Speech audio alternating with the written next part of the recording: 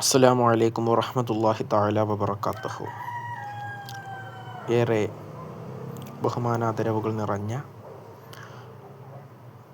ഏറ്റവും പ്രിയമുള്ള എൻ്റെ ശ്രോതാക്കളെ, ഞാൻ നിങ്ങളോട് ഇവിടെ പറയാൻ പോകുന്നത്, ഞാനിന്ന് ഇൻസ്റ്റഗ്രാമിൽ പോസ്റ്റുകളും അല്ലെങ്കിൽ റീലുകളും ഒന്നിങ്ങനെ സ്ക്രോൾ ചെയ്യുന്നതിനിടയിൽ കണ്ട ജനം ടി വിയുടെ ഒരു വാർത്തയാണ്. അതായത് ഒരു സ്കൂൾ പരിപാടി SSFൻ്റെ സാഹിത്യോത്സവത്തിന് വേണ്ടി തുറന്നു നൽകി. അത് തീവ്ര ഇസ്ലാമിക സംഘടന, അതുപോലെ തന്നെ വർഗീയത എന്നൊക്കെയാണ് പരാമർശിച്ചിരിക്കുന്നത്. SSF എപ്പോഴാണ് ഒരു തീവ്ര ഇസ്ലാമിക സംഘടനയായി മാറിയത്? SSF എന്ന് പറഞ്ഞാൽ അതൊരിക്കലും ഒരു തീവ്ര ഇസ്ലാമിക സംഘടനയൊന്നുമല്ല. നമ്മളിപ്പോൾ SFI, MSF, ABVP, KSU എന്ന് പറയുന്നത് പോലെ സുന്നി സ്റ്റുഡൻസ് ഫെഡറേഷൻ, മുസ്ലിങ്ങളിൽപ്പെട്ട സുന്നി വിദ്യാർത്ഥികളുടെ ഒരു സംഘടന. ആ സംഘടന ആളുകൾക്ക് എത്രയോ നല്ല കാര്യങ്ങൾ ചെയ്തു നൽകുന്നു. സാന്ത്വനം പോലുള്ള പരിപാടികളൊക്കെ. എൻ്റെ ഒരു അഭിപ്രായത്തിൽ ഒരു മുസ്ലിം സംഘടന അല്ലെങ്കിൽ ഒരു ന്യൂനപക്ഷ സംഘടന എന്നതിൻ്റെ പേരിൽ മാത്രം അതൊരു തീവ്ര ഇസ്ലാമിക സംഘടനയാണ് എന്നൊന്നും പറയാൻ പാടില്ല. കാരണം എത്രയോ നല്ല കാര്യങ്ങളാണ് SSF ആളുകളേക്ക് ചെയ്തു കൊടുക്കുന്നത്.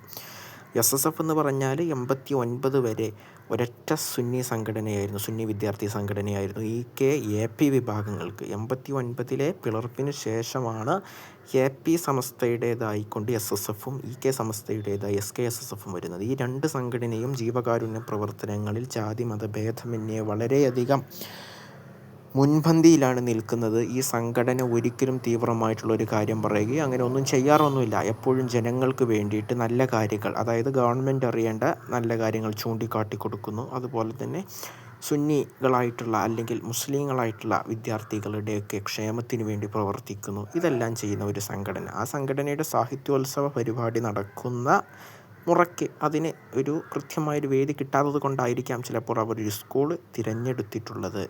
എന്ന് വെച്ച് SSFൻ്റെ ഒരു പരിപാടി അല്ലെങ്കിൽ SKSSFൻ്റെ ഒരു പരിപാടി നടന്നു എന്ന് വെച്ച് ആ സ്കൂളോ അല്ലെങ്കിൽ അവിടെ പഠിക്കുന്ന വിദ്യാർത്ഥികളോ ഒന്നും തീവ്രവാദികളായി മാറുന്നില്ല.